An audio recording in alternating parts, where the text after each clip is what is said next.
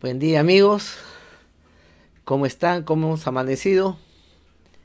Otra, otra transmisión más que dedica la ONP a ustedes y que esperamos sea de su agrado. Hoy día es viernes 17 de julio de 2020 y vamos a tratar el tema,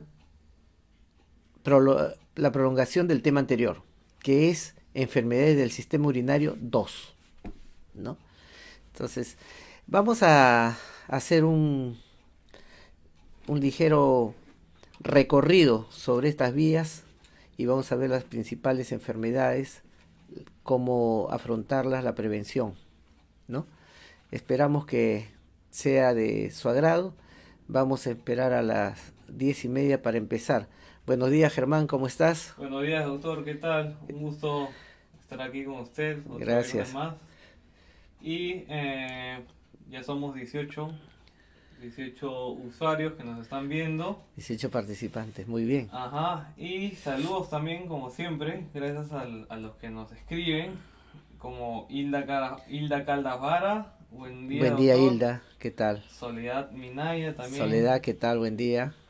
Edelina Rivera, Alina, Ita buenos días. Rivas, Hilda, buenos días. Maritza Gutiérrez Gamarra Marisa, también. buenos días. ¿Cómo están?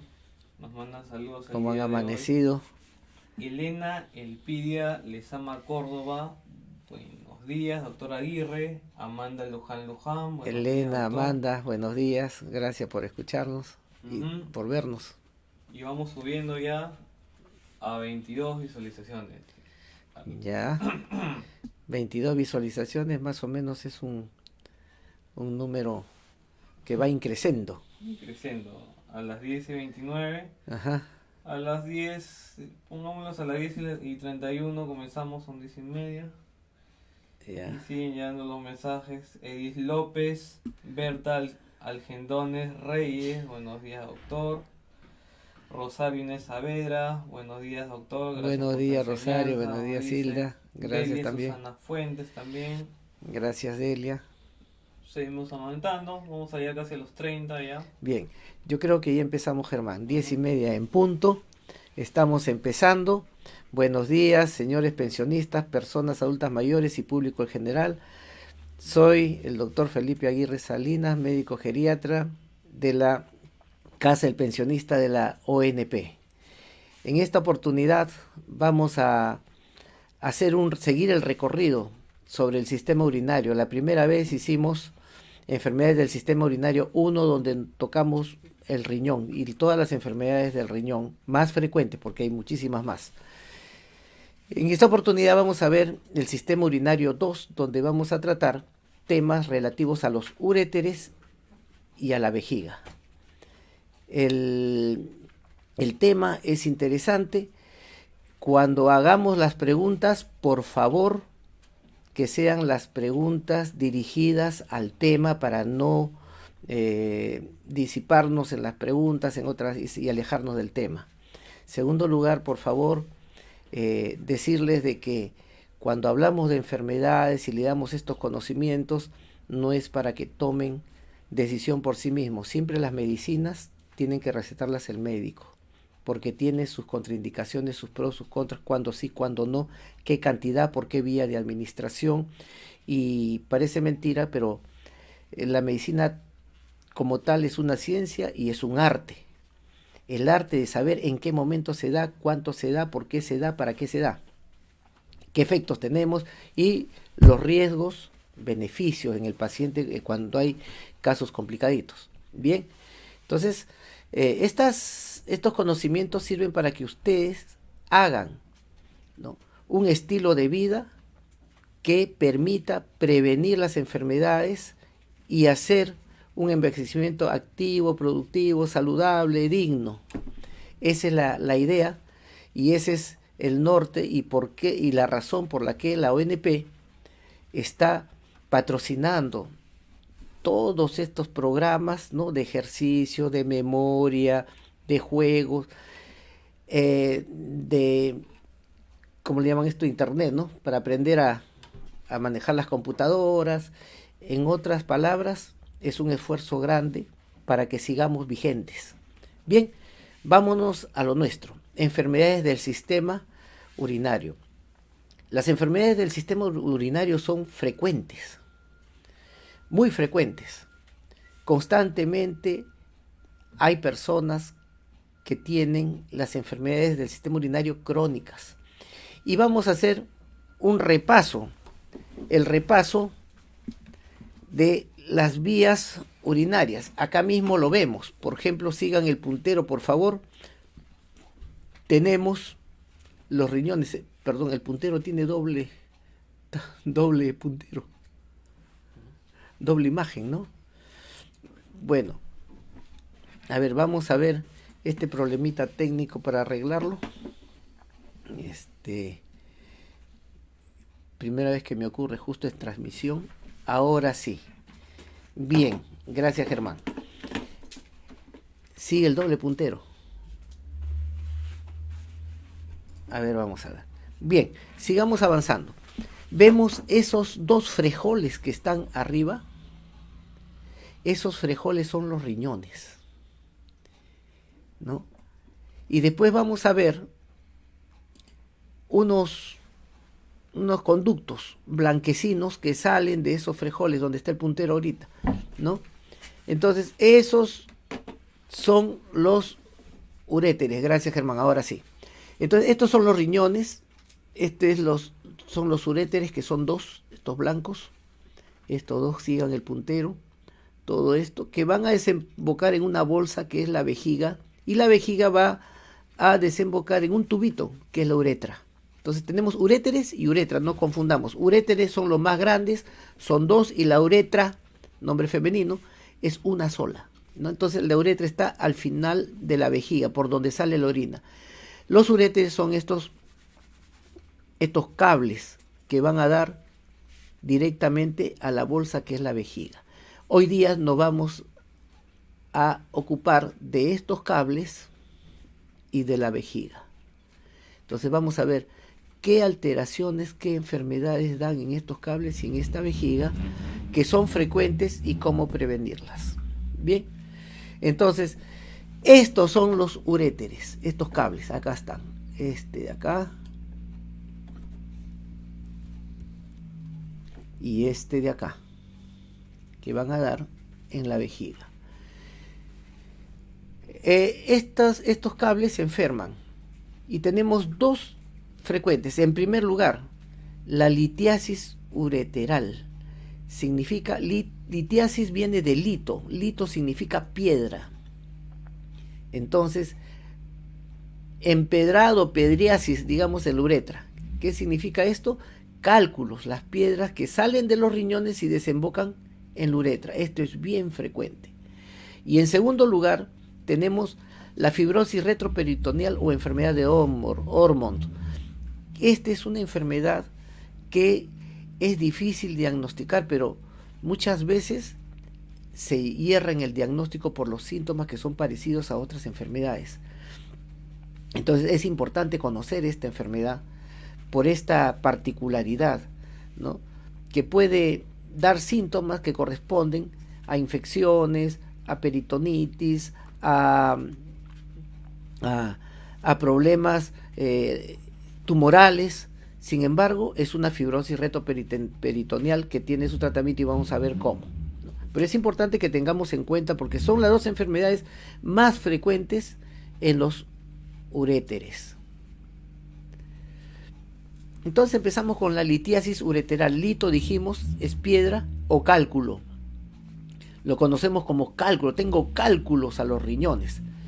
Cuando estamos hablando de los cálculos, que son formaciones minerales, tipo piedritas de 1 milímetro o de varios milímetros a más de 1 centímetro. Ese es el tamaño. La forma, diferentes. Miren, estas ovaladas, estos en forma de concha y estos que son estrellados. Estos estrellados son los que causan los dolores y las hemorragias intensas. Estos también de acuerdo al tamaño. Pero estos, chicos o grandes, al progresar, estas puntas rayan, raspan, ¿no? Producen heridas dentro de los uréteres, que son tubos. Y al pasar producen unos dolores, un sangrado Estos uréteres se producen en los riñones y después van bajando por estos tubos que son los uréteres, van bajando a la vejiga, y en su trayecto, en todo el tubo, van lesionando u obstruyendo el uréter, de tal manera que la orina comienza a rebosarse, inflamar, distender de la parte del uréter hacia adelante hasta la pelvis renal, y es grave, ¿no?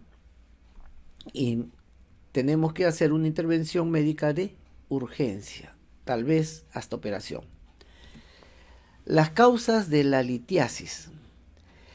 La primera causa nutricional es un alto consumo de leche, de grasas y carne.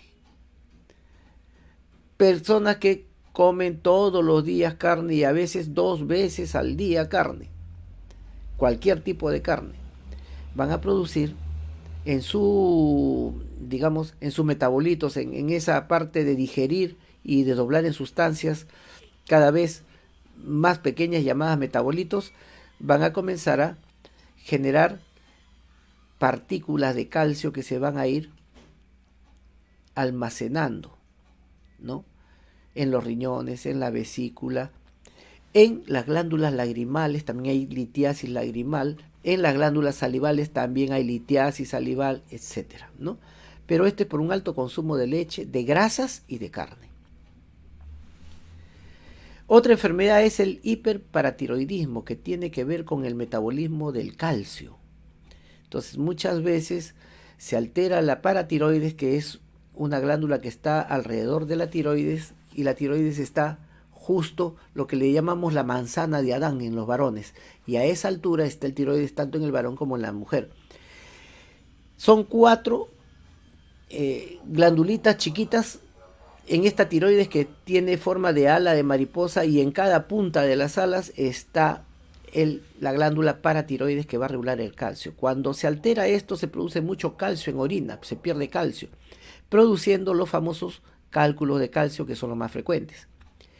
La mala absorción intestinal también, cuando hay una mala absorción por defecto, por exceso, sobre todo por exceso, puede producir, ¿no?, depósitos de calcio en su intento de eliminar el organismo.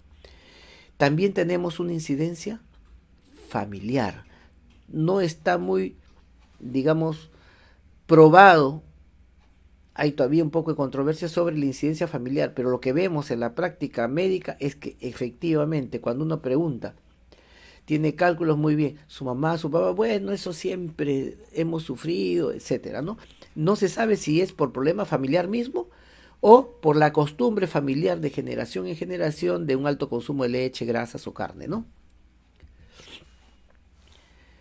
Vamos a ver ahora los tipos de cálculo que van a bajar, que van a irritar o van a obstruir el uréter. El calcio, que es el cálculo más frecuente.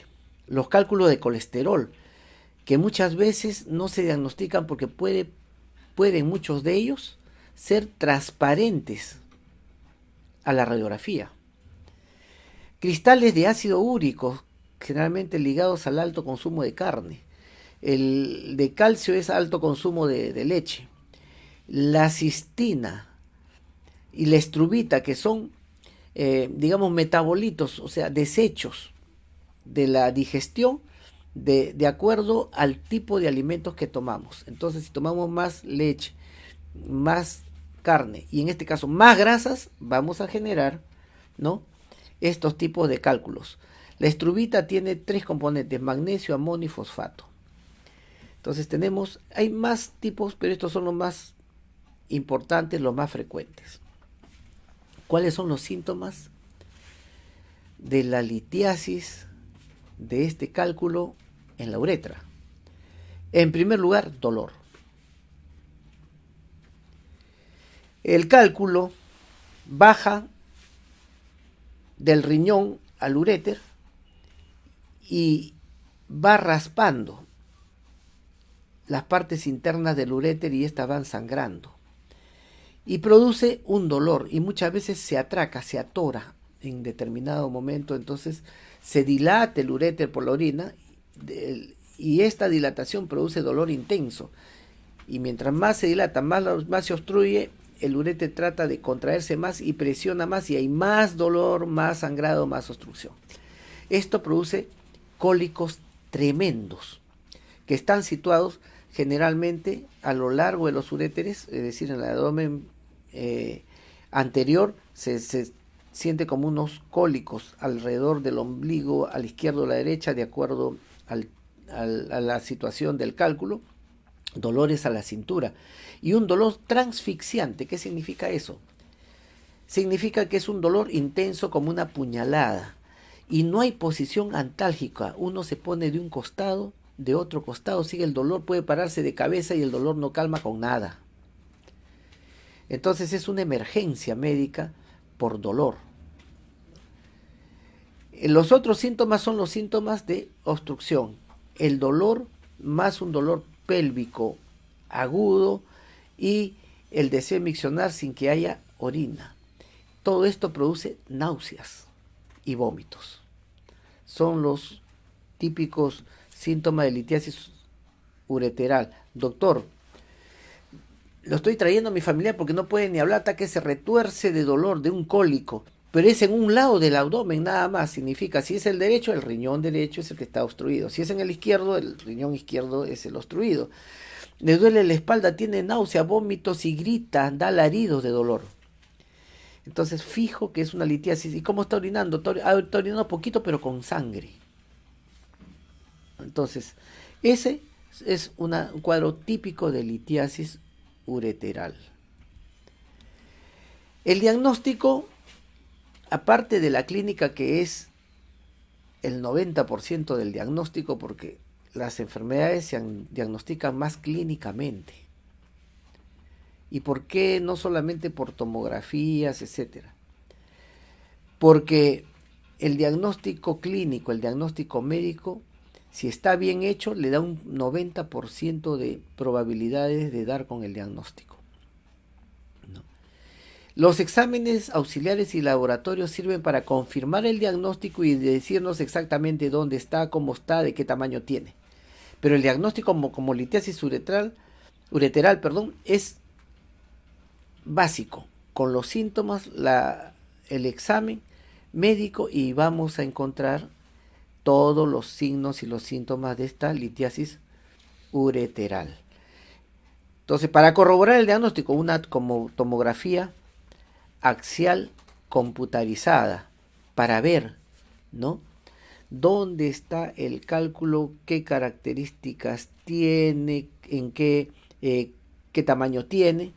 La urografía intravenosa para colorear y saber exactamente dónde se ha obstruido. Una placa simple de abdomen también nos puede ayudar para darnos idea de dónde está el cálculo. Primero si hay y después en dónde está. El tratamiento. El tratamiento de la ureterolitiasis, es decir, los cálculos del uréter, primero están asociados a controlar el dolor y la infección asociada. Porque donde hay raspado, herida con orina, se producen infecciones, ¿no? Entonces hay que controlar primero el dolor e infección asociada, ¿no? Esto es con medicamentos para los cólicos. Permeabilizar la vía urinaria con catéter interno doble J. Esto lo hacen ya en los hospitales porque no solamente debemos contentarnos con controlar el dolor y controlar la infección, sino sigue la obstrucción y se puede poner grave el paciente porque la orina comienza a subir por la pelvis renal, llega al riñón, ¿no? Y eso es grave. Entonces tenemos que de todas maneras permeabilizar, y para eso hay un catéter en doble J, o sea en U, para evitar daño renal y destruir en la piedra con láser por endoscopía. Cirugía convencional abierta de ser el caso. Si por ejemplo está en un sitio donde el láser puede lesionar partes del riñón que son importantes, entonces hay que entrar en cirugía y sacarlo mecánicamente, ¿verdad? ¿Cómo hacemos la prevención de estos cálculos. Existe un 50% que vuelvan a presentarse estos cálculos, a formarse estos cálculos, ¿no? Los próximos 10 años. Entonces, de todos los que tienen cálculos, la mitad aproximadamente van a hacer nuevamente cálculos en un lapso de 10 años. Para eso necesitamos estudios metabólicos, es decir, estudios de proteína, de minerales, etcétera, y de paratiroides, para indicar la causa. ¿Cuál es la causa de la litiasis? ¿Por qué se están formando estos cálculos de repente? Por una inadecuada dieta, y darle un tratamiento para prevenir cálculos, ¿no? Entonces, lo primero que haríamos, antes de hacer los análisis, primero, limite su ingesta de carne, le decimos, limite su ingesta de leche y limite su ingesta de grasas. Y empezamos a hacer los análisis mientras tanto. Entonces, la prevención, dijimos, es no exagerar el consumo casualmente de esto, de leche, de grasas y de carnes.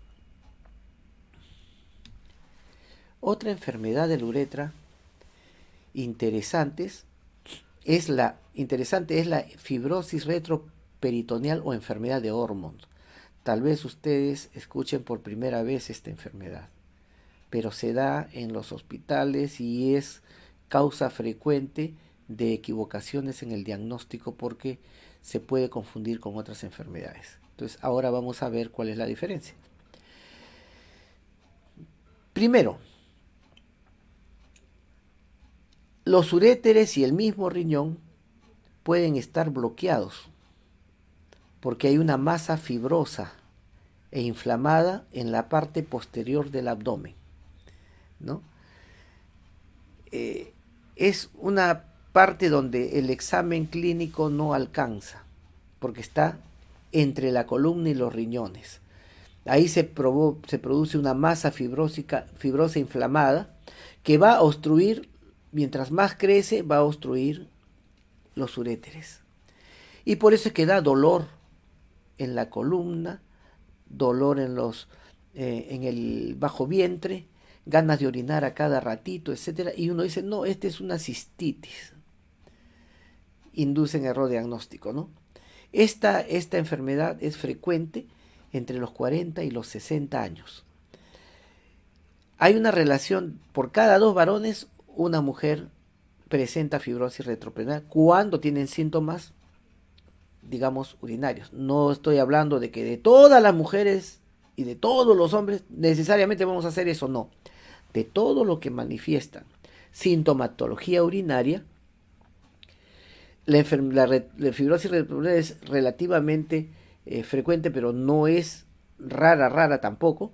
Y de todos esos relativamente frecuentes que presentan cuadros de cistitis, ¿no? Y digamos un 10 a 15% de toda la cistitis puede deberse a la enfermedad retroperitoneal, y dentro de ese 15% de ese grupo selecto que tiene diagnóstico de cistitis, 2 varones y una mujer van a hacer la enfermedad, ¿no? Entonces, no es que todos, sino de todos los que presentan cistitis o cuadros de uretritis, sobre todo uretritis, ¿no? Entonces van a ser 2 a 1. Las causas abdominales de fibrosis retroperitoneal. ¿Por qué se llama fibrosis?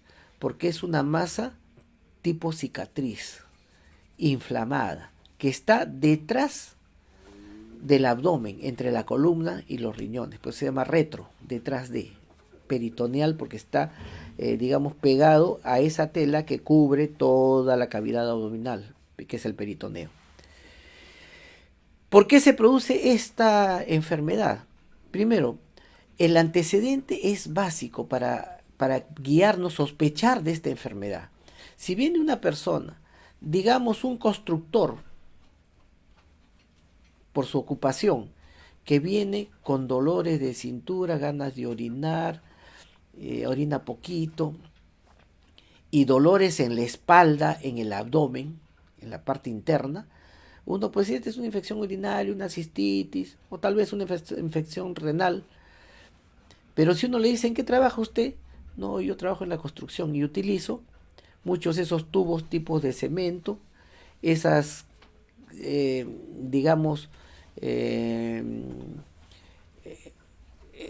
cal, o sea, materiales con cal, y esas calaminas tipo forradas de cemento. Y entonces uno comienza a sospechar, eso es un material de asbesto, y el asbesto entra a la sangre y se deposita en la parte del retroperitoneo inflamándolo.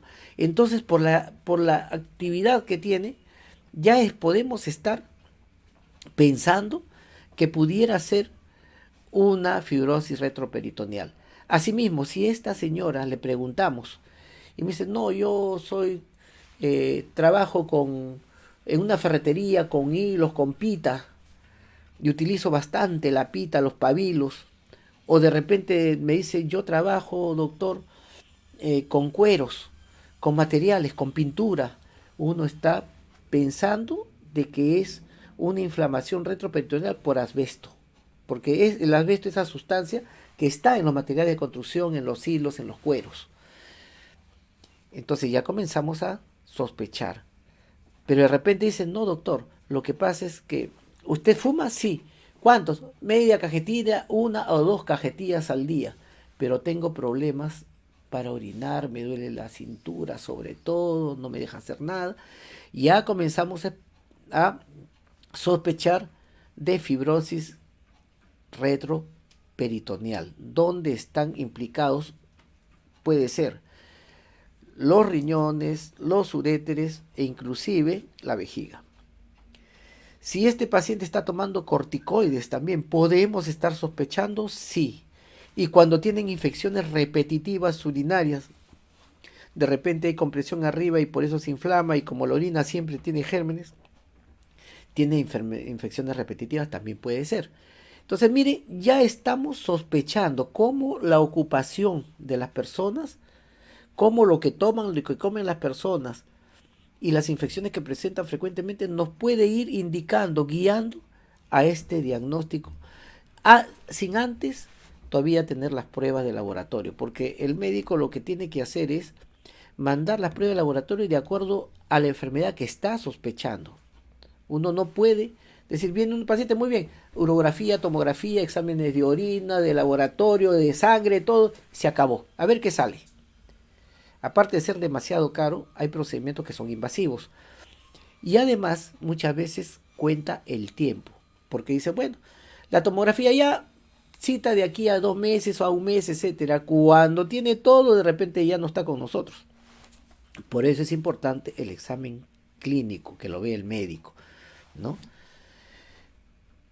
Puede ser también un tumor en el abdomen que esté comprimiendo el uréter y los riñones, inclusive la vejiga, produciendo estos síntomas, ¿no? Otras causas abdominales de fibrosis retroperitoneal, la cirugía abdominal.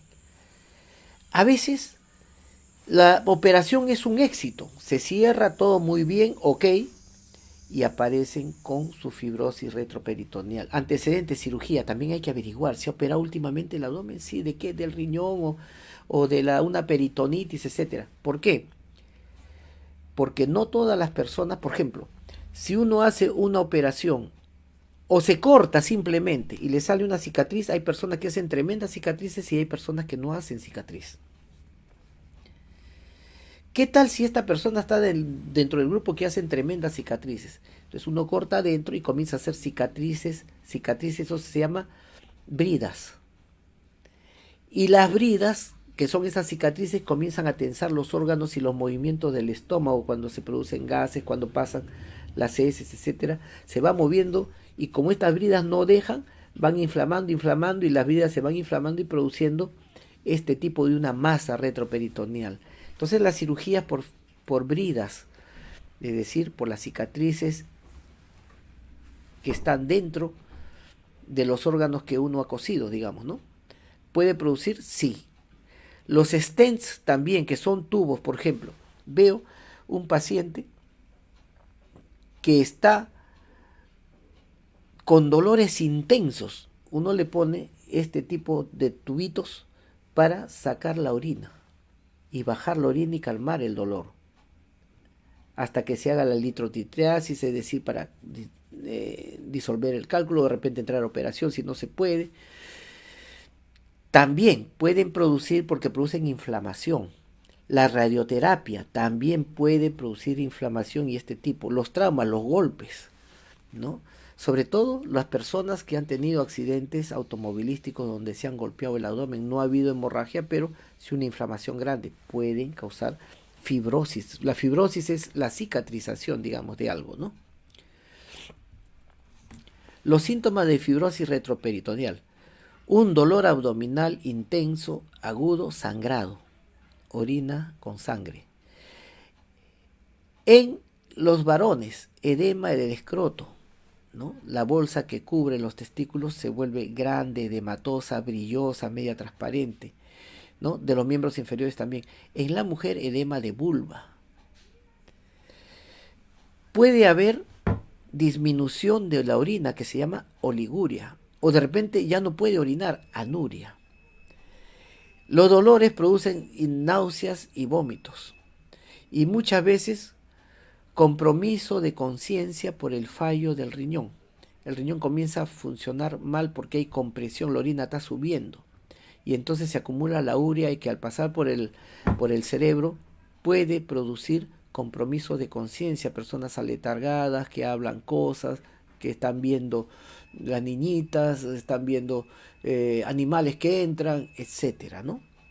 Entonces, esto es por compromiso de la conciencia, por fallo renal, por uremia, por obstrucción. Diagnóstico y tratamiento de la fibrosis retroperitoneal. Aparte de que el diagnóstico puede estar hecho ya con la clínica cuando hemos averiguado en qué trabaja, si fuma o no fuma, hacemos una biopsia diagnóstica porque puede tratarse de un tumor también, ¿no? Y se da corticoides de inicio para desinflamar, ¿no? Poner tubos, a pesar que pueden haber producido, porque tenemos que drenar la orina que hay en el uréter y la pelvis renal, es decir, el principio del riñón. Y una cirugía de retiro de masa y despeje de los uréteres. Hay que liberar los uréteres de esta masa, ¿no? Es una cirugía que dura un tiempito porque hay que estar disecando, ¿no? Separando, digamos, la fibrosis, esta cicatriz de los uréteres, del riñón que se han pegado ahí, ¿no? Ese es el diagnóstico y tratamiento. Pero prevención de fibrosis retroperitoneal. Primero, evitar la exposición al asbesto, yeso, calaminas de cartón, pabilo, cañería de cemento, artículos de cuero. No fumar. Y los corticoides, volvemos a repetir, solo con prescripción médica. Tenemos muchos problemas, muchas enfermedades en las prácticas médicas por el inadecuado uso de corticoides. Estos medicamentos son muy buenos, pero también muy malos. Pueden sanar como pueden producir enfermedades, tanto por exceso como por defecto. Por esa razón es que solamente el médico, y haciendo sopesando el riesgo-beneficio, puede dar los corticoides. ¿Okay? Prevención de la fibrosis retroperitoneal. ¿Cómo puedo prevenir? ¿Cómo puedo evitar que me dé? Combatir las infecciones de pared abdominal. Muchas veces tenemos peritonitis, inmediatamente controlarlo y tomar antiinflamatorios, chequearse. Estos antiinflamatorios tiene que darle el médico para desinflamar completamente la cavidad abdominal y no haya lugar a la formación de bridas o inflamación del peritoneo. Entonces puede, que es la cápsula que digamos envuelve toda la pared abdominal, ¿no? Control de cirugía y radioterapia abdominal, es decir, cada vez que alguna persona ha sido operada, el médico la va a citar para ir con sus controles. No, pero si ya estoy bien, ya no voy. Sí, estás bien, pero tenemos que ir controlando si hay formación o no de bridas. Porque si hay formación de bridas, hay que operar y hay que sacar esas bridas. Porque si no, se van a pegar a un sitio, a otro sitio, cicatrizando, y no deja funcionar los órganos internos del abdomen, ¿verdad? El otro, el control del trauma abdominal. Cuando una persona ha tenido un accidente de tránsito, se ha golpeado el abdomen, y después le sacamos la tomografía, la resonancia magnética, todo sale ok, hay que controlar mensualmente por lo menos unos 3 meses para ver de que no hay formación de bridas, el hematoma de repente que ha tenido retroperitoneal no está haciendo masa, ya se reabsorbió, etcétera. Entonces un control de esto es muy importante. Hablamos después de estos uréteres, hemos hablado de dos enfermedades, de la litiasis ureteral y de la enfermedad de Ormond o fibrosis retroperitoneal.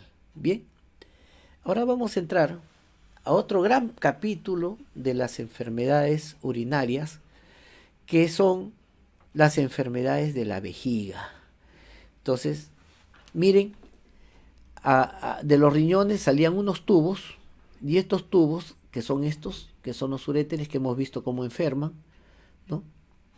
Van a llegar por la parte de atrás a la vejiga, ¿no? La vejiga. Entonces, la desembocadura del orificio uretral, del otro orificio uretral, y la desembocadura de la vejiga hacia la uretra, esto se llama el trígono vesical, ¿no? Trígono 3, 1, 2 y le da la salida 3, trígono vesical, ¿no? Que hay que estar chequeando bien que estos orificios no se inflamen, ¿no? Bien, dentro de las enfermedades de la vejiga, que esta es la vejiga, ¿verdad? Esta es la parte interna que está en contacto con la orina, y esta es la parte muscular que se contrae para que la orina pueda ser evacuada, para que pueda ser eliminada hacia el exterior, ¿verdad? Entonces, tenemos que esta es la vejiga. Esta vejiga puede enfermar, produciendo inflamaciones por infecciones, inflamaciones porque se distendió bastante, bien grande la vejiga y se vacía bien rápida y se rompen los vasitos al volver a su estado original, que es la cistitis hemorrágica. Y vamos a ver también otra enfermedad frecuente, que es el cáncer de vejiga. Bien. La inflamación en la vejiga es causada por infecciones bacterianas, infecciones urinarias, ¿no? Esta inflamación en vejiga puede ser producida generalmente por 3 gérmenes: Escherichia coli, el 90% de infecciones; Proteus, el 7% de infecciones; Klebsiella, el 2% de infecciones, y otros gérmenes, el 1%. Entonces son 3. Generalmente, cuando uno diagnostica una infección urinaria, sabemos de que son frecuentes la Escherichia coli, la Klebsiella y el Proteus. A la cabeza, Escherichia coli, más del 90-95%. Siempre uno pregunta al paciente: me arde muy bien, ¿usted sufre infección urinaria? Sí. ¿Y qué le encontraron la pasada? Me dijeron que tenía una E. coli. E. coli significa Escherichia coli, que es bien frecuente. Y ustedes habrán escuchado hablar mucho de la E. coli en las infecciones urinarias, ¿no? Dicho sea de paso, la E. coli vive en las heces. Causas de cistitis, o sea, de inflamación de la vejiga, infecciones que ya dijimos, uso de catéteres, el prolapso vesical, la vejiga tiende a salir, ¿no? Se inflama y también producen cistitis. Entonces, infecciones, uso de catéteres, sobre todo en los varones, por el problema de próstata, ¿no? Su sonda de Foley, cualquier sonda o cualquier catéter, cualquier tubito, solamente, aunque sea una sola vez para vaciar la vejiga, siempre, por más estériles que esté, siempre van a producir infecciones urinarias. En este caso, infecciones de vejiga denominadas cistitis. ¿Cuáles son los síntomas de la cistitis? Dolor abdominal y pélvico en el bajo vientre. Ganas de orinar a cada ratito. Tenesmo vesical. Poliaquiuria, orina pero poquito. Orina sui generis con un olor fuerte. Orina cargada, turbia, muchas veces con sangre, como agua de carne lavada. Fiebre y, en su momento, dolor a las relaciones sexuales, ¿no? Son los síntomas de cistitis. Ojo, dolor en el abdomen o en el bajo vientre. Poliaquiuria, orinan a cada ratito poquito. Tenemos vesical, ganas de seguir orinando y ya no tiene orina. Esta orina con olor fuerte, que está cargada, turbia, muchas veces con sangre o como agua de carne lavada, con fiebre y relaciones sexuales dolorosas. Pero también tenemos otro gran capítulo que son las cistitis no infecciosas, que es la inflamación de la vejiga de causa no infecciosa. Y vamos a ver después todo lo que es el tratamiento de la cistitis, etc. Le estoy juntando las dos, cistitis infecciosa y no infecciosa, para después hablar la prevención de ambos, ¿no? La cistitis intersticial, que es la síndrome de vejiga dolorosa, cuando duele mucho, sobre todo el bajo vientre o alrededor del ombligo. Primero, la cistitis intersticial, a diferencia de la cistitis infecciosa, esta es una infección crónica. Las otras cistitis pueden ser crónicas, sí, pero tienen pus de infecciones y recidivantes. En este caso no hay infección, no es una cistitis que sea infecciosa. Es una afección crónica que tiene cierta frecuencia familiar, mayormente en mujeres.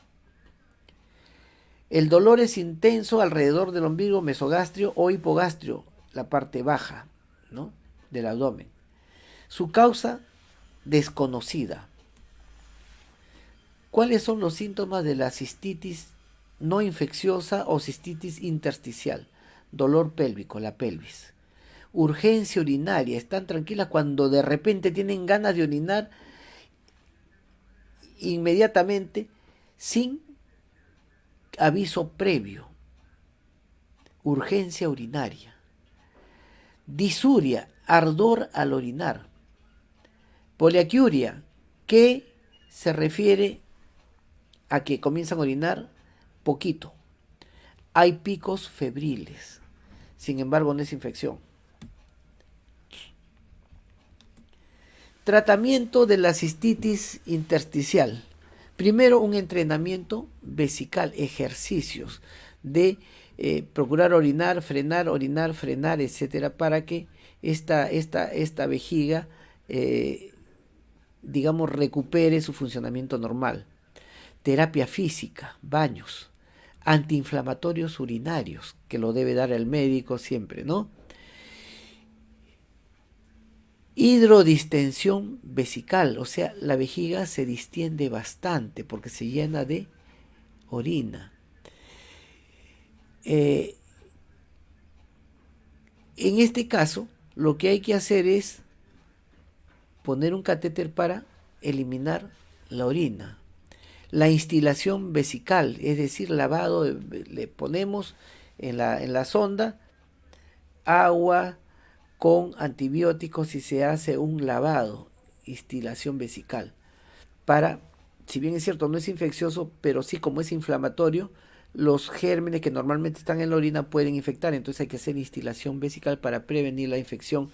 Y finalmente, la cirugía, si la inflamación es muy fuerte por los lados de la vesícula que no va a sanar, no responde el tratamiento, entonces hay que sacar ese pedazo y coser. Medidas preventivas. ¿Qué es lo que puede empeorar esta enfermedad, ¿no? La cistitis intersticial. Evitar el alcohol, evitar los irritantes, como el ají, el ajo, la pimienta, cominos, el café y los alimentos ácidos, naranja, maracuyá, limón, todos los alimentos que sean ácidos. Los estilos de vida saludables son importantes.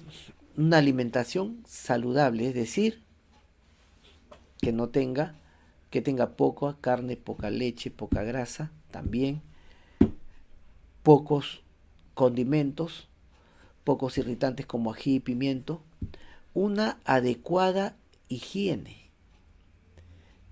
Muchas veces las personas, las mujeres mayores están acostumbradas a hacer sus baños de asiento. Y estos baños de asiento, lejos de ser beneficiosos, son perjudiciales porque los gérmenes, producto de la sudoración del ano, comienzan a nadar en el agua y con esta higiene, ¿no?, se meten a la uretra y suben, produciendo cistitis, ¿no? Otro aspecto importante de los estilos de vida saludables: orinar antes y después de las relaciones sexuales para eliminar los gérmenes que pudiera traer la pareja. No hay que retener la orina, no hay que aguantar, porque la retención produce éstasis con S, es decir, como un encharcamiento de la orina y comienzan los gérmenes a reproducirse.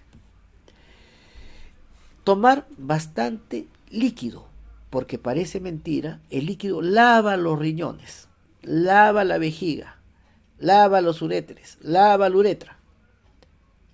Si nosotros tomamos bastante líquido, estamos orinando más y estamos eliminando los gérmenes en la orina. No permitamos de que esos gérmenes se encharquen y comiencen a reproducirse, sino al revés. Hacer ejercicios, porque cuando uno hace ejercicios aumenta la filtración glomerular, aumenta la orina, aumenta la sed, porque uno está perdiendo agua. Entonces uno toma más líquido y va a orinar más y va a mejorar, digamos, la limpieza de las vías urinarias. Otra enfermedad que tenemos en la vejiga es el cáncer de vejiga.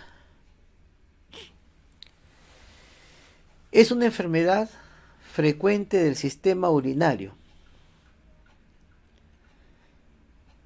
Y dentro de las enfermedades frecuentes de los cánceres de vejiga es el cáncer uroterial. ¿Qué estamos hablando? Estamos diciendo que de todos los cánceres del sistema urinario, no es que a todos les dé y sea frecuente, no, de todos los cánceres diagnosticados de todo el sistema urinario, del riñón, de los uréteres, de la uretra, de la vejiga, el más frecuente de todos de los cánceres de ese sistema son los cánceres de vejiga. Y dentro de los cánceres de vejiga, el cáncer urotelial, que es un cáncer que, como ven acá, esta es la vejiga, ¿no? Esta es esta gran bolsa de carne que colecta la orina. Esta es la parte muscular, la serosa, la que cubre la vejiga. Y acá es el endotelio que está en contacto con la orina.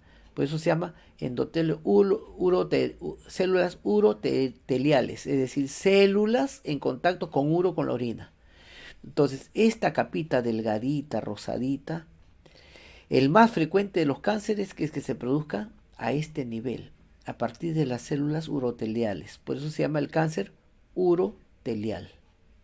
Entonces, de todo el sistema urinario, de los riñones, de los uréteres, de la vejiga, de la uretra, el más frecuente es del cáncer de la vejiga. Y dentro de estos cánceres de vejiga, el más frecuente es el cáncer urotelial. Ahora sí, creo que estamos claros, ¿no? Se produce más en hombres que en mujeres. Afecta más a personas adultas mayores. Y uno dice, ¿y por qué personas adultas mayores? ¿Por qué tiene que ser esto? Porque a medida que avanzamos en años, nuestro sistema inmunológico, a partir de los 60 años, funciona al 50% de sus posibilidades. Y no olvidemos que el organismo mata todos los días una célula cancerosa que se produce producto de los millones y millones de divisiones celulares de todas las células de nuestro organismo. Entonces siempre va a haber una o dos células que van a duplicarse en una forma inadecuada produciendo un cáncer. El sistema inmunológico mata estas células todos los días. Pero cuando bajan las defensas, mientras más edad tenemos menos defensas. Por lo tanto, comienzan a aprender los cánceres. Por eso es que afecta más a personas adultas mayores. El cáncer de vejiga empieza en las células uroteliales, como dijimos acá en esta capita que está en contacto con la orina, y pueden ir avanzando, ir cogiendo parte del músculo, ya están metiéndose, se está metiendo más. Acá empieza, aquí se está metiendo, acá se mete más al músculo, acá agarra el músculo, todo el músculo y agarra la serosa, inclusive la capa, ¿no? Y después puede estar deformando la vejiga ya, ¿no? Entonces, estas son las fases del cáncer urotelial.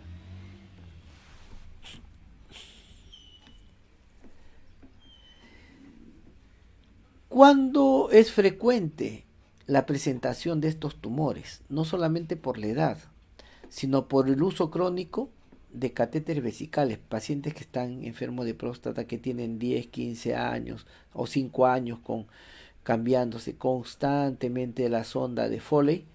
Esto produce inflamaciones, ¿no? Y una inflamación crónica, ¿no?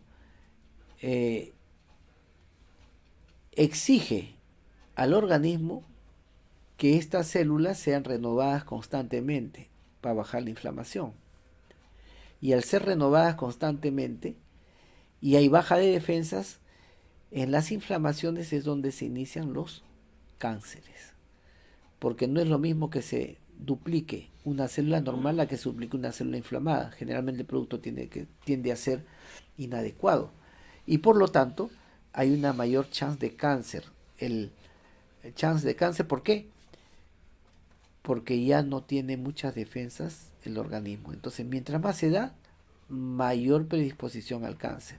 Y si hay un objeto que está produciendo una inflamación crónica, va a producir, ese sitio es el que está más predispuesto a formar células cancerosas. Otra de las causas, la cistitis crónica, la inflamación de la vejiga en forma crónica. Toda inflamación crónica, volvemos a repetir, produce células muchas veces anormales que el organismo, que el aparato inmunológico, la defensa del organismo lo destruye, pero a medida que pasan los años, menos. Y se pueden comenzar a formar cánceres, la cistitis crónica. Exposición a radiaciones. ¿Las radiaciones pueden producir cáncer? Sí. Hay un parásito que es el esquistosoma, que entra a la vesícula y produce inflamación crónica y puede producir cáncer también. Y finalmente las causas desconocidas que inclusive tienen una incidencia familiar. No específicamente cáncer de vejiga, pero si uno pregunta, por ejemplo, a la persona que se le ha diagnosticado de cáncer de vejiga, y su papá y su mamá han tenido cáncer, bueno, sí, mi mamá fue operada de cáncer de mama, mi papá de cáncer de próstata, mi abuelo también de cáncer de próstata, o mis hermanos, mis tías, mis tíos, etc. Siempre hay una historia familiar de cualquier tipo de cáncer, predisposición al cáncer familiar, ¿no? En este caso, le tocó en la vejiga, por ejemplo. ¿Ya? Factores de riesgo en el cáncer de vejiga. Primero, el factor de riesgo, el mayor riesgo es la edad avanzada, por lo que dijimos que las divisiones celulares no son tan adecuadas y el organismo no puede matar las células que se están dividiendo mal. La raza blanca, más frecuente que hagan cáncer, sí, es un factor idiosincrático, desconocido, pero que sí. El sexo también, más en varones que las mujeres. Y como vamos a repetir, antecedentes personales, o sea, ya ha tenido otro tipo de cáncer de piel en otro sitio, o antecedentes familiares de cáncer. Otros factores de riesgo de cáncer. Tomar agua de pozo, que generalmente es rica en arsénico, o agua tratada con cloro. A veces en estos sitios uno echa al agua de pozo el cloro, ¿no? Pero cuando se echa demasiadas pastillas de cloro para potabilizar el agua, ¿pueden producir cáncer? Sí. Por eso es de que el agua de pozo tiene que ser tratada por ingenieros sanitarios. No, no es cuestión de que digan, no, hay que hacer esto nada más y punto, no.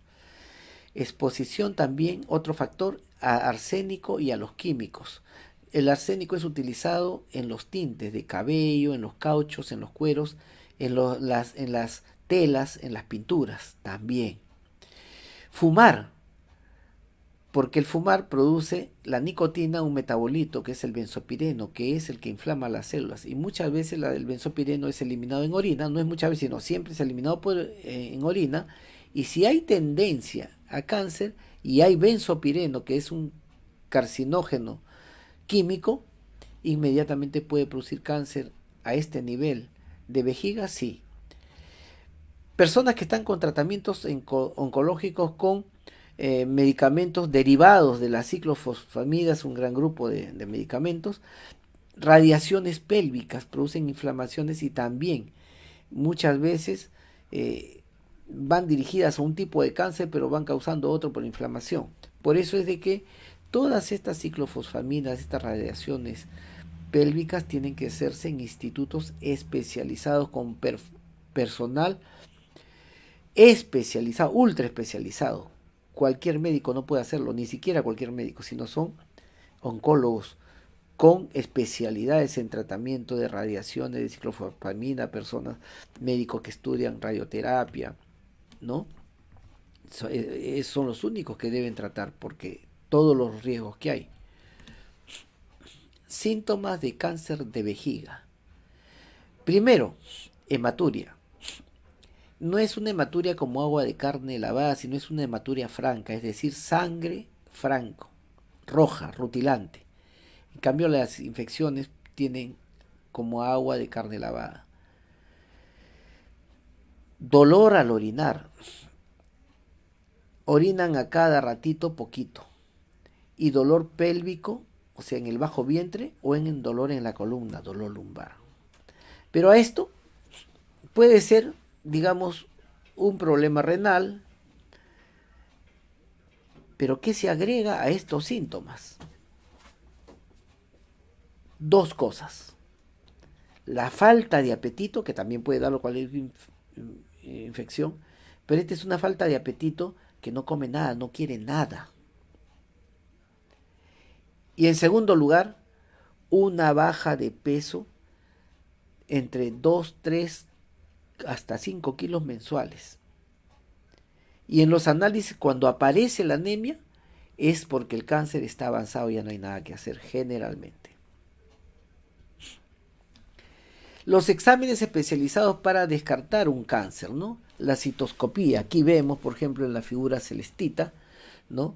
El paciente que está con las piernas separadas y este aparatito, el cistoscopio, que está entrando por la uretra para llegar a la vejiga y tomar una muestra, una biopsia, para ver la naturaleza de la tumoración, ¿no? Entonces, es una cistoscopía más una biopsia de vejiga. Esta es la vejiga, por ejemplo, ¿no? En este caso, la paciente es una mujer porque vemos acá atrás el útero, ¿no? Este es el útero. Este es el recto. La vagina y el recto, acá está. Este es el recto, este es la vagina, el útero, ¿no? Que se conecta a la vagina, ¿no? Y a la uretra. Esta es la vejiga y esta es la uretra. ¿Listo? Bien, entonces entran por la uretra para ver, sacar una biopsia y ver qué tipo de tumoración se trata. También tenemos la tomografía axial computarizada, la resonancia magnética que nos va a dar la situación exacta del cáncer, el tamaño, la forma que nos permite ir sospechando el tipo de tumoración benigna, maligna, etc. La tomografía por emisión de positrones que capta generalmente la glucosa, los cánceres captan mucha glucosa. Por lo tanto, en la tomografía van a salir haces de luces muy brillantes en estos sitios, ¿no? Una radiografía de tórax es importante y ustedes dirán, ¿por qué el cáncer de vejiga tiene que ser una radiografía de tórax y una gammagrafía de los huesos? Porque estos tumores van a saltar, digamos así, a los pulmones y a los huesos. Eso se llama metástasis. Por esa razón es que se tienen que tomar estos análisis complementarios para ver si saltó o no saltó, para ver los ganglios. Tratamiento del cáncer de vejiga. A la cabeza, la cirugía.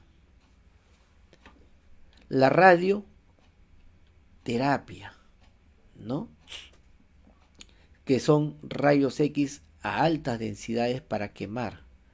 La quimioterapia, medicamentos encargados de evitar que las células se reproduzcan, las células cancerosas.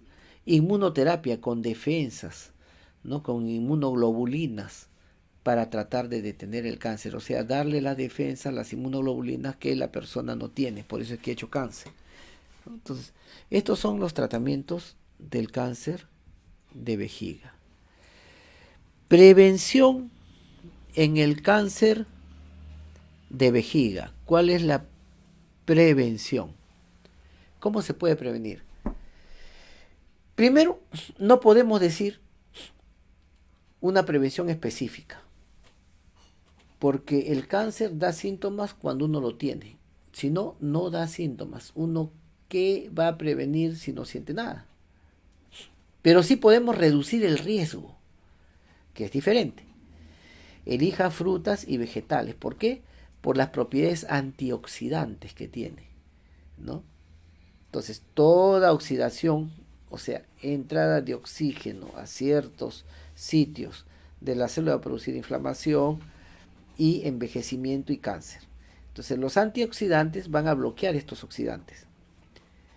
No fumar para prevenir el cáncer. Es un estilo de vida saludable. Tomar poco licor, porque también si el fumar produce benzopireno, que quema literalmente las células, las inflama, y si es una inflamación crónica puede producir el cáncer, igual el alcohol con su metabolito que se llama el acetaldehído. El alcohol por sí mismo no quema las células, quema el metabolito, es decir, producto de la degradación del alcohol para ser eliminado, un metabolito se llama el acetaldehído, que es el que va a quemar las células literalmente, ¿no? Y producir inflamaciones crónicas también. ¿Toda inflamación crónica produce cáncer? Sí. No agua de pozo por el arsénico. El arsénico es un cancerígeno también, ¿verdad? Otra de la prevención del cáncer de vejiga, evitar la exposición química, ¿no? Sobre todo las personas que trabajan con tintes, cauchos, cueros, textiles y pinturas deben tomar sus precauciones, guantes y ponerse sus mascarillas, etc. El control en los tratamientos oncológicos con ciclofosfamidas, con radiaciones pélvicas, etc. Eso se encarga el médico, pero un mal tratamiento oncológico, un mal tratamiento con ciclofosfamidas o con radiaciones pélvicas puede producir cáncer de vejiga, sí. Entonces, es importante, ¿no? Yo estoy tomando ciclofosfamida, me está mandando siempre el doctor tal cantidad. Y yo estoy tomando y de repente, como me molesta, voy a aumentar o voy a disminuir, etcétera, ¿no? Entonces, eso no. El médico es el que tiene que regular esto. Entonces, una gran lección, aparte de esto, es no automedicarse. Todos los medicamentos por indicación médica. A veces en las farmacias no pueden brindar soluciones rápidas de momento, pero tampoco no sabemos cuáles son los efectos a mediano o largo plazo. ¿Ok? Bien, en tiempos de pandemia, siempre sabemos que todas las cosas, todas las crisis tienen tres cosas: una solución creativa, una fecha de vencimiento y una lección para tu vida. Mientras haya la solución creativa y no salga, quédate en casa. Muchas gracias. Entonces ahora vamos a pasar a la parte de preguntas y respuestas con los participantes. No se olviden de darle su me gusta y compartirlo si esta charla le ha parecido productiva. Siempre es bueno compartirlo, sea un factor multiplicador para que las otras personas también aprendan a cuidarse. Bienvenida a las preguntas, señoras y señores. A ver, Germán, conéctame directamente con el público mientras tomo mi agüita.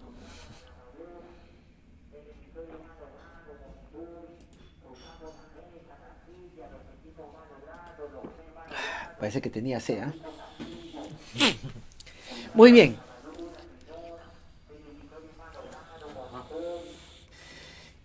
¿Qué tal? Estas charlas, estas comunicaciones que tenemos vía online, que vienen a ser un gran avance y que permite estar más en contacto con ustedes, sobre todo en estos momentos, son importantes, y la idea es de que los conceptos vertidos queden clarificados.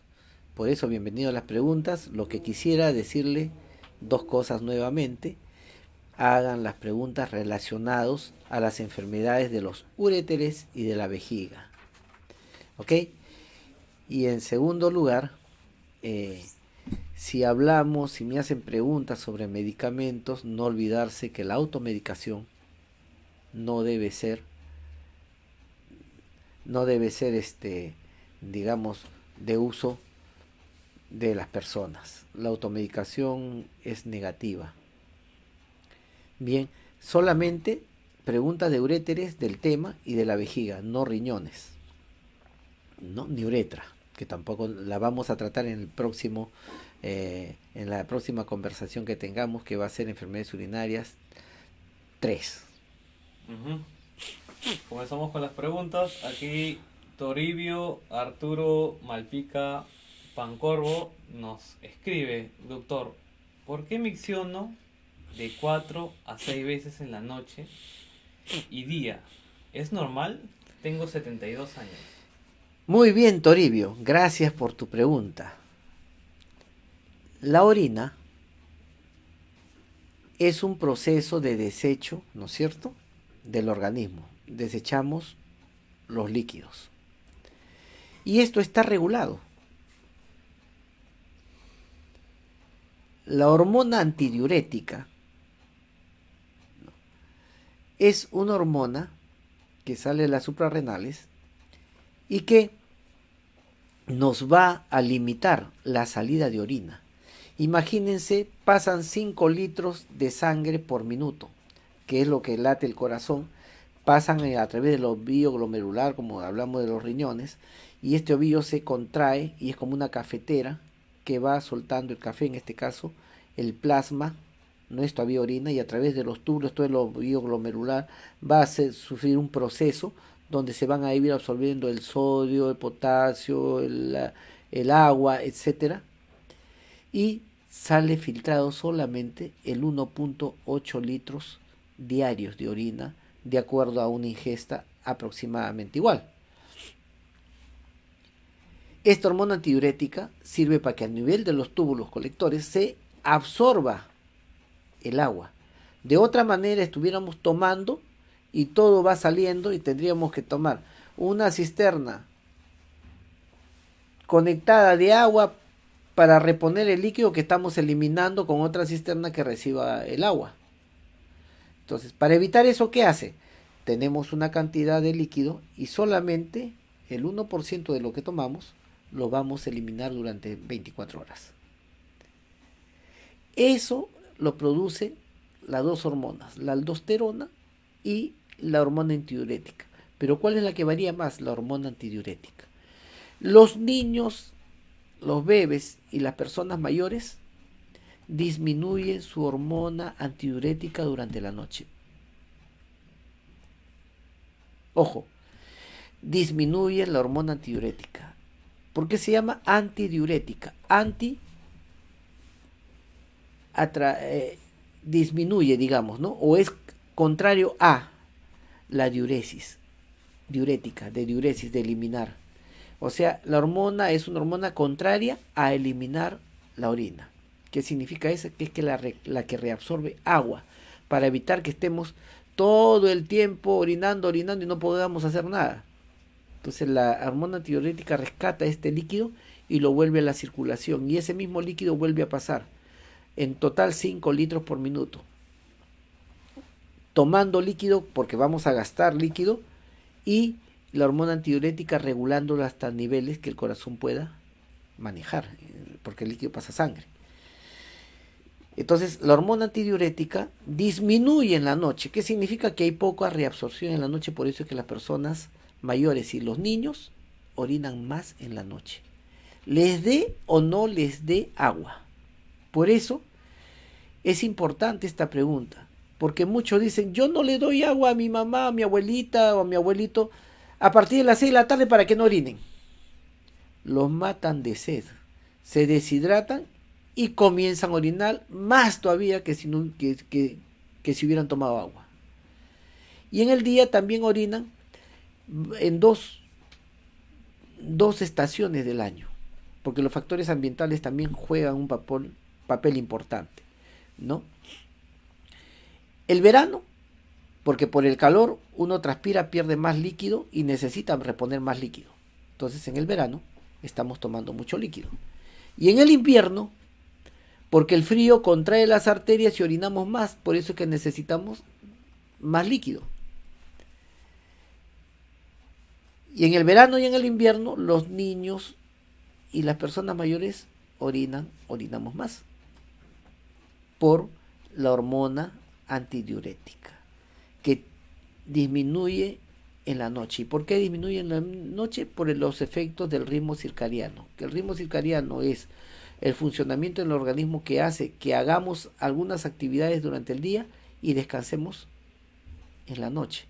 Si a nosotros nos apagan la luz en un cuarto oscuro durante el día, nos va a dar sueño y vamos a dormir, porque es parte del ritmo circadiano. Y de repente en las personas mayores con luz apagada también van a orinar más, porque si disminuye la hormona antidiurética por alteración del ritmo circadiano, va a orinar más. De tal forma que la orina en las noches no está relacionada al volumen urinario, está relacionado a la actividad mayor o menor de la hormona antidiurética. Por esa razón, tomen sus líquidos. Muchas infecciones urinarias es por falta de líquidos. No están lavando bien sus riñones. Esa pregunta, Toribio, gracias, es bien importante porque nos va a despejar muchas dudas. En conclusión, orinemos más y tomemos más agua. Estamos lavando los riñones. Y eso es normal. Mientras más edad se tiene, a veces se levantan 3, 4 veces a orinar en la noche. Aparte de que ya la próstata comienza a pasar la factura del uso que le hemos dado durante nuestra vida. Justo, doctor, hablando de el tema de las estaciones, ¿no? Y el tema de la micción, Jorge Enrique Cajadelso nos consulta, doctor, por favor, ¿el deseo de miccionar en el invierno tiene que ver tal vez con una complicación de la vejiga? Bien, gracias, Jorge, ¿no? Sí. Jorge Cajadelso. Cajadelso. Ya, bien, Jorge. El deseo de orinar tiene que ver con la vejiga en tanto y en cuanto la vejiga esté inflamada. Y entonces ese deseo de orinar, a diferencia de lo normal, tiene sus características. Lo normal es el deseo de orinar y uno orina en cantidad, en forma ininterrumpida, sin ninguna molestia, y las características de la orina son normales, ¿no? Color amarillo claro, sin espuma, transparente, sin olor fuerte, ¿no? Sin que queme. En cambio, la micción anormal por problemas de vejiga o por infección urinaria, entonces tiene que ver, casualmente, con la inflamación de la vejiga o la inflamación de la uretra o la inflamación del riñón. Esta orina va a salir en forma cargada, con olor fuerte, turbia, ¿no? Y con ciertas características, muchas veces como agua de carne lavada. Pero aparte de eso hay otras características, no de la orina, sino de la persona. ¿Qué es lo que siente la persona? Deseo de imperioso de seguir orinando y ya no tiene orina, ¿no es cierto? O de repente orina cada ratito poquitito, o ardor al orinar, o de repente la urgencia de orinar y el pujar para que salga la orina, pujo y tenemos vesical. Entonces, si hay estos síntomas en la orina, es una orina anormal, que puede ser problema de la vejiga. Pero si el deseo de orinar está en relación a que toma líquidos en cantidad y la orina sale sin ninguna molestia, en forma regular, con características normales, es una orina normal, ¿no? ¿Hay otra pregunta, Germán? Así es. Nos acaba de escribir Rosario Aguirre, Ya. un cordial saludo. Nos escribe consultándonos si las infecciones urinarias muy frecuentes pueden causar cáncer o insuficiencia renal. Sí, sí, Rosario. Debo decir que Rosario es mi hermana, también es médico y tiene otra especialidad y está preguntándonos. En primer lugar, las infecciones urinarias a repetición pueden producir inflamaciones. ¿Y toda inflamación crónica puede producir cáncer? Sí, ¿no? Dijo la inflamación y qué más era el otro punto, por favor, Germán.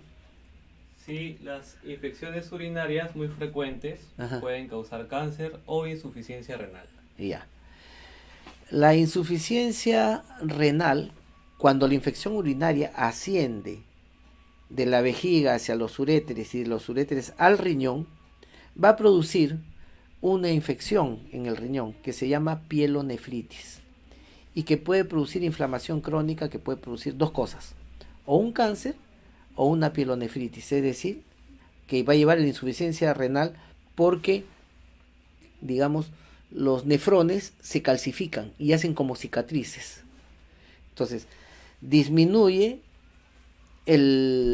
digamos, el funcionamiento en sí del riñón, causando una insuficiencia renal por acúmulo de urea, de creatinina, etcétera, ¿no?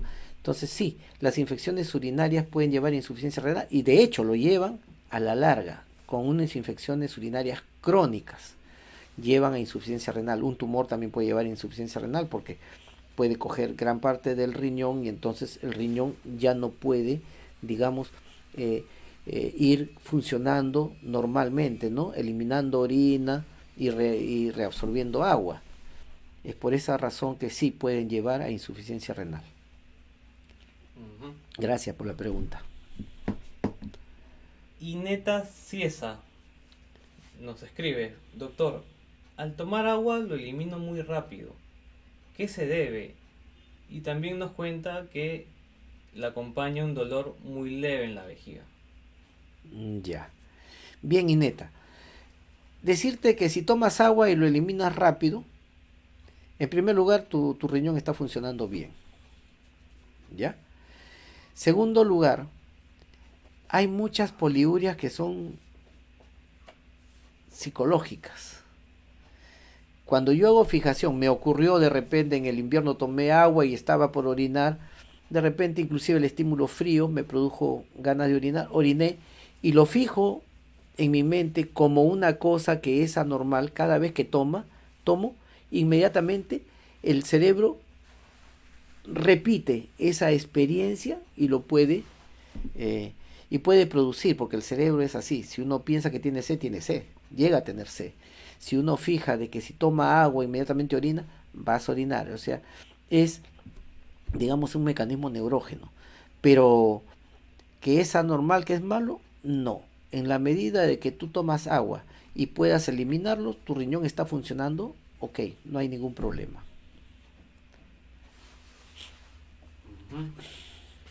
Seguimos con las preguntas y Elena Enriqueta Sarabia Cortés nos escribe, ¿el agua en qué consiste tomarlas?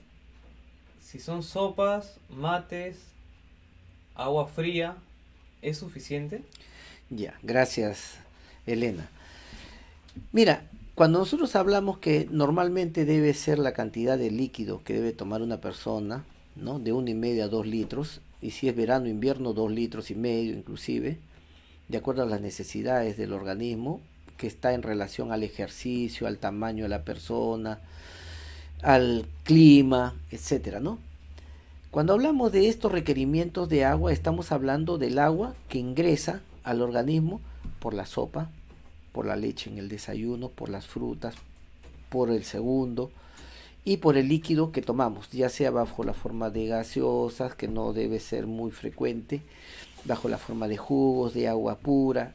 Todo lo que sea líquido en el día debe sumar más o menos 2 litros a 1,5 litros a 2 litros en forma normal. Si yo tengo un desgaste mayor, un ejercicio, o es invierno o es verano, necesito aumentar un poquito más mi cantidad de líquido. ¿Qué es lo que me regula? El elemento regulador del organismo es la sed. Si tengo sed, tomo. Pero si estoy tomando mucho líquido y también me está dando hambre y estoy orinando bastante, entonces sí tengo que descartar diabetes. Porque la diabetes se caracteriza por eso: polifagia, polidipsia, poliuria. Polifagia, aumento de apetito. Polidipsia, aumento de sed. Y poliuria, una orina bastante. Gracias por su pregunta. Edelina Rivera nos escribe, doctor, por favor, cuando usted dice no carnes, ¿también se refiere al pollo, pavita u otras aves? Me refiero a las carnes de origen animal en general. Puede ser pollo, pavo, pescado, todas las carnes. Porque todas las carnes van a producir cuerpos nitrogenados.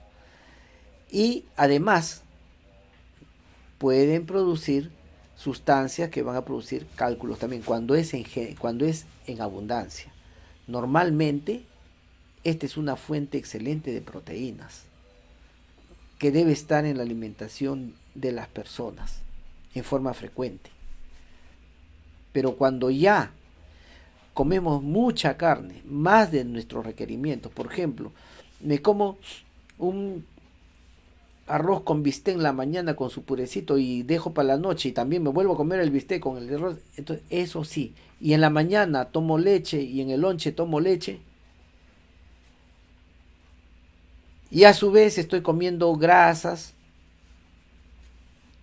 tengo la predisposición a hacer esta litiasis, ¿no? Estos cálculos. Victoria Bardales Bazán nos escribe, doctor, ¿es normal miccionar 2 veces en la madrugada? Gracias por la charla, bendiciones. Gracias, Victoria. Bien, sí es normal, es miccionar 2 veces en la mañana. Muchas veces durante la noche nosotros acostumbramos a nuestro organismo a entrar al baño muchas veces tempranito o en la noche, depende de las costumbres de las personas, pero uno forma su organismo. Si usted ha acostumbrado a su organismo a orinar en las mañanas, va a orinar en las mañanas 2 o 3 veces dependiendo de la necesidad de excreción de líquido que tenga. Eso es normal.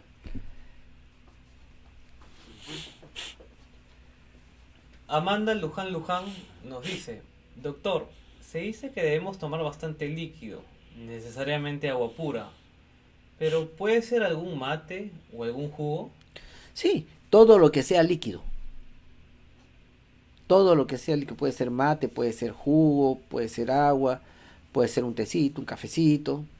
Dependiendo, si usted no es hipertensa, un cafecito, ¿no?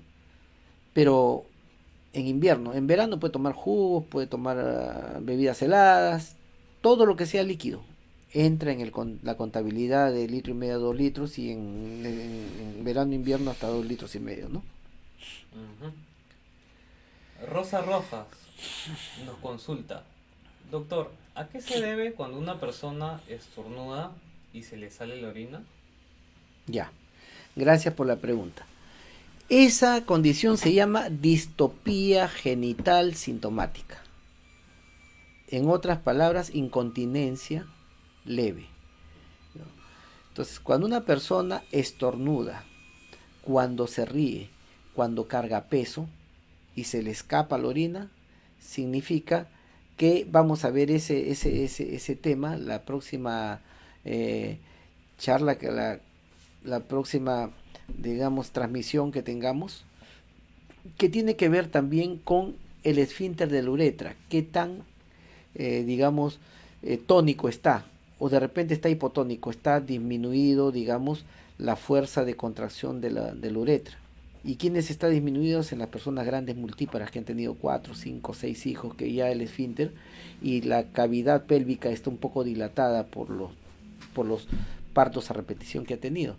Entonces se pueden, y hay otras causas también, entre ellos la edad, ¿no? Personas que no han hecho ejercicios, entonces no han fortificado su pelvis, ¿no? Las personas que durante su vida han subido por ascensor, tomaban el carro, no hacen ejercicio, no cargan peso, entonces, y tienen los músculos, o no suben cerros, no han caminado por la arena, o sea, han fortificado los músculos, no. Entonces, muchas veces, sí, van a producir este tipo, ¿no? Estornuda, se le escapa la orina. Si es gran multípara, por ejemplo, si es mujer, es frecuente en las grandes multíparas, en las personas mayores también, las mujeres sobre todo, ¿no? Entonces sí, es frecuente esta distopía genital sintomática. Ujú. Manuel Arias Chávez nos escribe, cuando la orina es clara pero espumosa, ¿a qué se debe? Que la orina está cargada de proteínas. Habría que hacer pruebas de función renal, ¿no? ¿Por qué las proteínas están saliendo por la orina?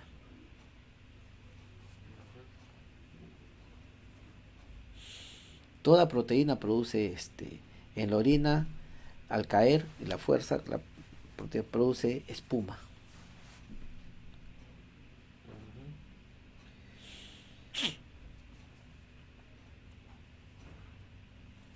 Marta Salcedo nos escribe y nos pregunta, ¿puede caer la vejiga después de una histerectomía?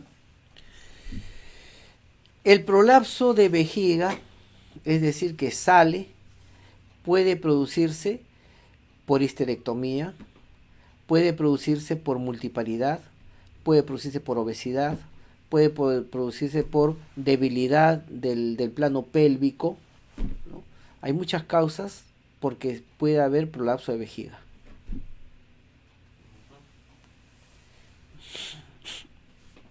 También nos escribe Jorge Enrique Casadelso, doctor, esta creencia, ¿qué se dice cuando uno se orina de miedo? ¿Tiene que ver con el sistema nervioso? Así es. Me orino de miedo, me orino de risa.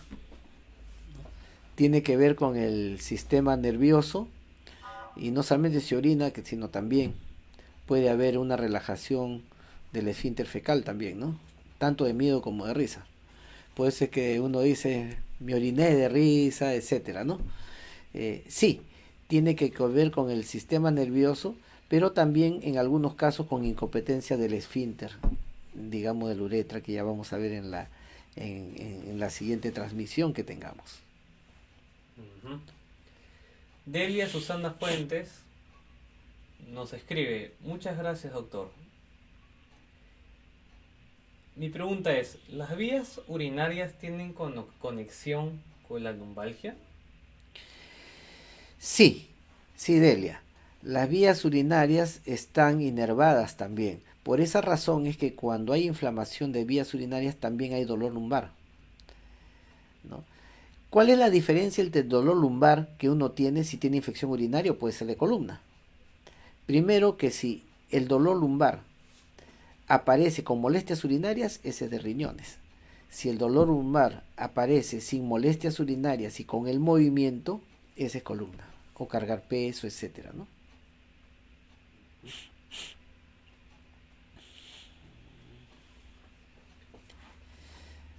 No se olviden de darle me gusta si es que la charla les ha parecido interesante o que puede servir a otras personas.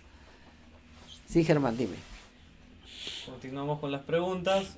Orfelinda Delgado Cisneros nos dice: me operaron por tener la vejiga caída. Siento peso, a veces me intranquiliza. La vez pasada se le ocurrió a mi nieto sentarse en mis piernas y se quedó largo rato. Sentí dolor. Gracias. Buen fin de semana, doctor. Gracias. Sí, Orfelinda, ¿no? Bien, el problema de prolapso vesical o de hipotonía del piso pélvico, muchas veces los músculos no están fuertes, ¿no? Que puede haber antecedentes de haber tenido muchos hijos, multiparidad generalmente, va a producir estas molestias. No solamente puede haber prolapso vesical, sino puede haber prolapso rectal, prolapso uterino, es decir, que el recto sale, que el útero también sale y la vejiga sale. Generalmente las personas que han sido operadas por este motivo, por debilidad del piso pélvico, vuelven a recidivar. Es decir, lo operan, pero después otra vez vuelve a salir, ¿no? Y las molestias son las que ustedes dicen, ¿no? Entonces sería bueno que se chequee con el ginecólogo en el cual usted lo haya elegido como su médico, ¿no?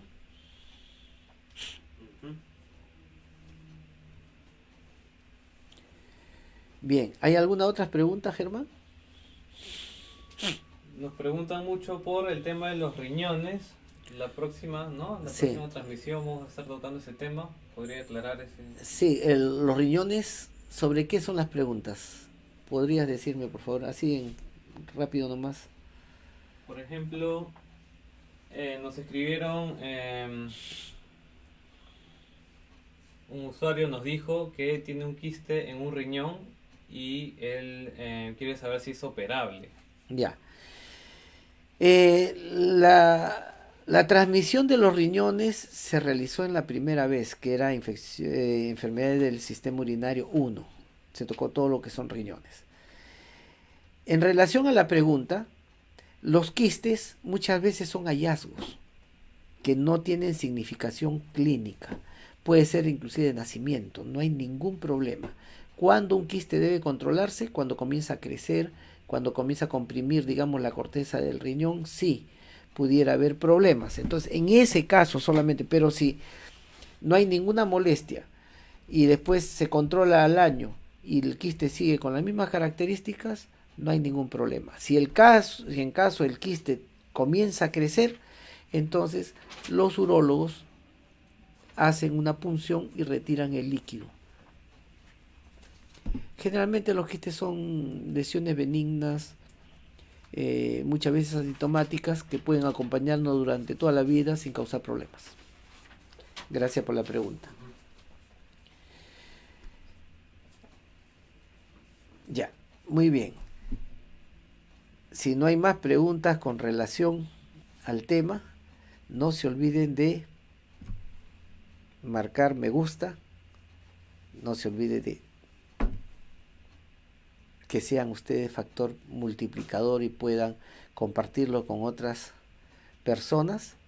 Y nos estamos viendo el próximo viernes a las 10:30 de la mañana, y en este caso les voy a anunciar que vamos a hablar sobre las enfermedades del sistema urinario 3, donde vamos a tratar los problemas referentes a la uretra. ¿Ya? Muchas gracias, nos vemos, cuídense. Bonito fin de semana, no salgan de su casa.